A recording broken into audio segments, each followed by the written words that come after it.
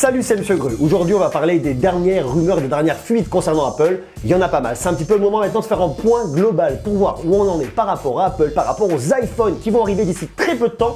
Le WWDC a eu lieu, toute la partie software, c'est fait. Maintenant, on va passer à la partie hardware d'ici très peu de temps et ça, on en parle tout de suite.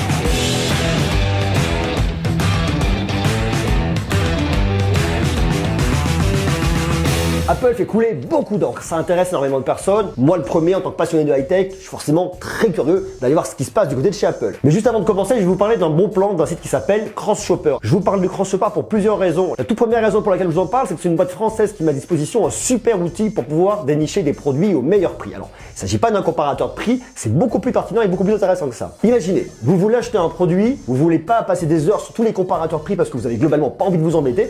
Vous voulez par contre le meilleur prix, la meilleure offre, aux meilleures conditions.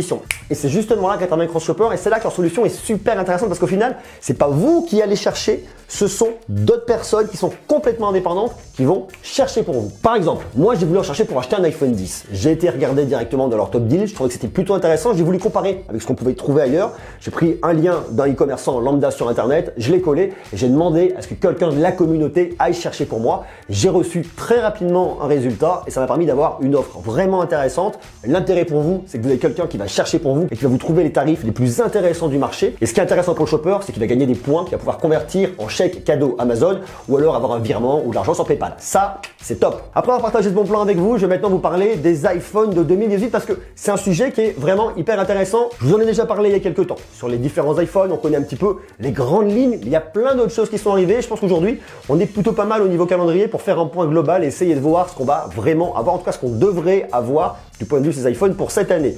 Il y a eu pas mal de rumeurs qui ont couru pour l'arrivée hypothétique d'un iPhone SE2.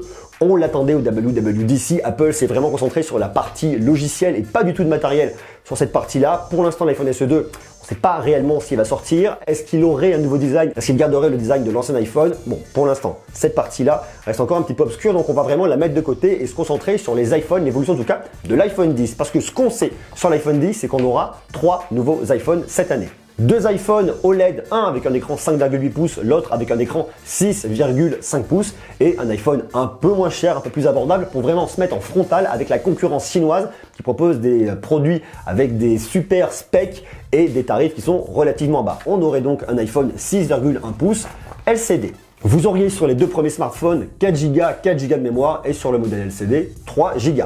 Ça peut effectivement paraître un peu léger par rapport à ce qu'on retrouve sur le marché. Vous avez, je vous dis notamment, des produits chinois avec des spécifications techniques avec 6, 8 Go. On va se dire que des iPhones avec la marque Apple qui est avec Samsung leader du marché, on peut se demander pourquoi juste 3 ou 4 Go. Si vous connaissez Apple, si vous avez déjà eu des iPhones dans les mains, vous savez qu'ils fonctionnent très bien et que c'est un produit complètement optimisé. Même que vous soyez un gamer invétéré et qu'il vous faut absolument une machine hyper puissante, auquel cas vous pouvez aller sur le Razer Phone ou équivalent. Sinon, pour monsieur et madame tout le monde, avec ces produits-là, vous ne devriez pas être déçus. Parce que ce qu'on voit cette année, c'est qu'il y a vraiment plusieurs objectifs très forts pour Apple.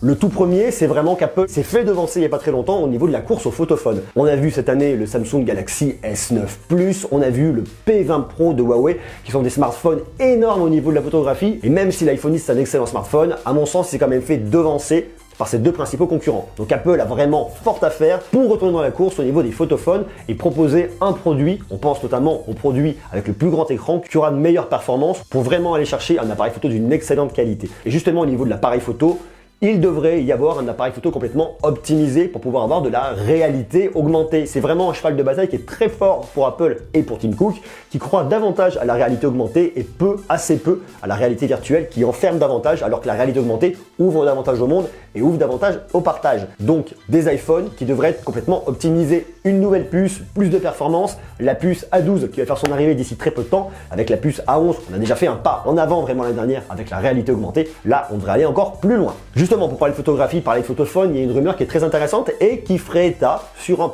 hypothétique iPhone, probablement pas en 2018 mais en 2019, d'avoir 3 capteurs photo à l'arrière. À un moment on peut se dire que c'est la course aux capteurs, plus il y en a, plus les prix sont et plus intéressants.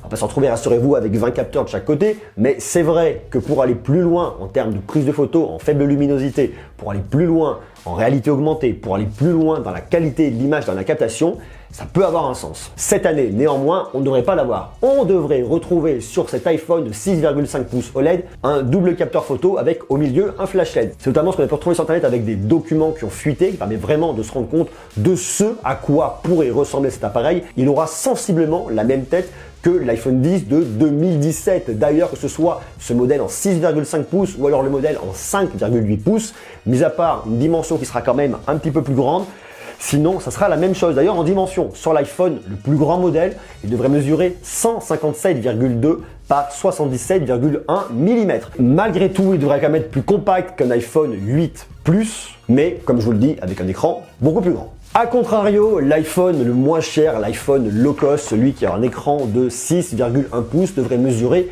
147,2 par 71,52 mm et avoir à l'arrière un seul capteur photo.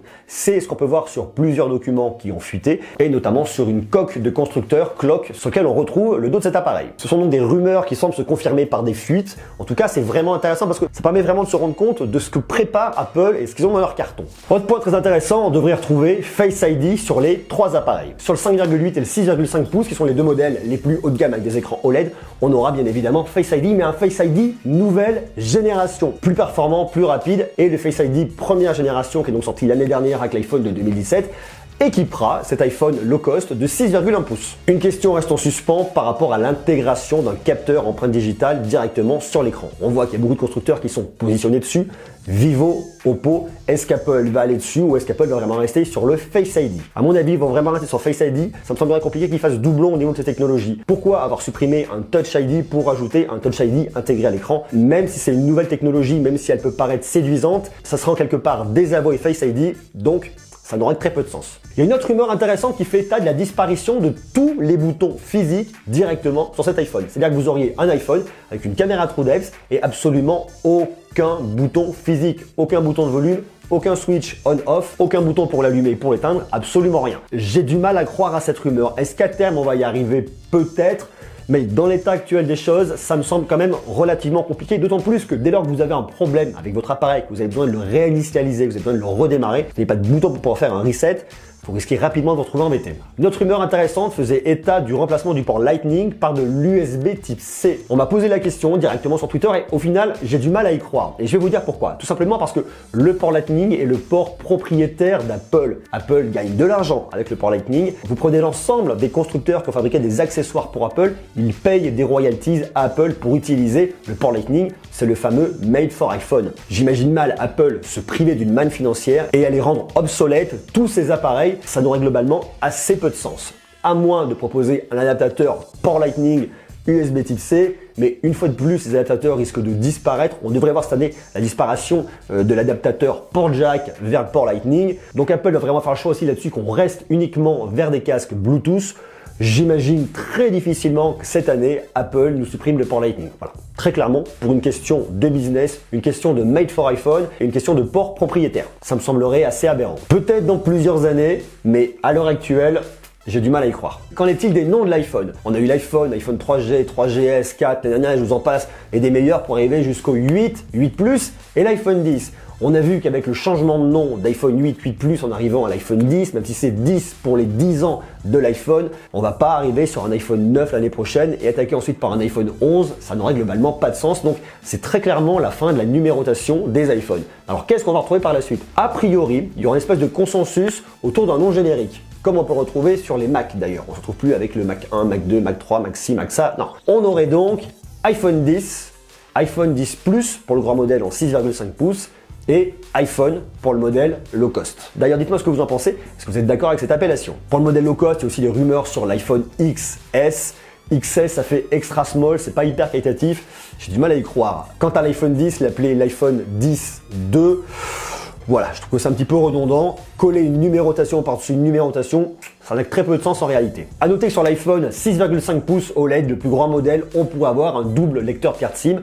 On sait que les opérateurs français s'ouvrent énormément, même si Apple a un marché international et s'en fiche un petit peu des opérateurs français. Néanmoins, c'est le retour en force des double lecteurs de carte SIM qu'on pourrait retrouver uniquement sur le modèle le plus haut de gamme. Au niveau des batteries, sur les modèles avec des écrans OLED, on devrait avoir des batteries en L. On annonce 25% en plus d'autonomie. Des batteries qui pourraient osciller entre 3300 mAh et 3400 mAh. Qu'en est-il du prix? Au niveau de l'iPhone 10 5,8 pouces avec un écran OLED, il va y avoir des prix oscillant entre 800 à 900 $, c'est-à-dire à peu près 822 € à 924 € TTC. Sur l'iPhone 10, le grand modèle, le 10 Plus 6,5 pouces OLED, on doit être entre 900 à 1000 $, soit à peu près 924 € à 1027 € TTC. Et sur l'iPhone le plus abordable, le 6,1 pouces LCD, on devrait avoir un tarif oscillant entre 600 à 700 $, ce qui nous fera à peu près 615 à 718 € TTC, ce qui permettrait au final d'avoir un iPhone avec Face ID un peu moins cher. Il fut un temps où une rumeur a fait état d'un écran OLED sur ce modèle d'entrée de gamme. Ça me semble relativement compliqué, ne serait-ce que déjà pour les positionner sur le marché pour une bonne compréhension au niveau du consommateur. J'y crois relativement peu. Dites-moi ce que vous pensez de ces informations, à quoi vous voudriez que ressemble ce produit. Vous me marquez tout ça et puis d'ici quelques jours, je vous sortirai une vidéo. Je vous avais posé il y a quelques temps une question, je vous avais dit comment est-ce que vous voudriez sur cet iPhone, à quoi vous voudriez qu'il ressemble. Donc j'ai commencé un petit peu à agréger tous ces résultats. On va faire une vidéo, on va faire un point ensemble et ensuite on va tout envoyer directement à Apple. Donc restez connectés. Merci à vous d'être présents, toujours plus nombreux, toujours plus nombreuses. Marquez-moi toutes vos questions, idées, interrogations directement en bas. On se retrouve quant à nous très rapidement pour de prochaines vidéos. Et d'ici là, portez-vous bien, soyez sages. Je vous embrasse. Ciao.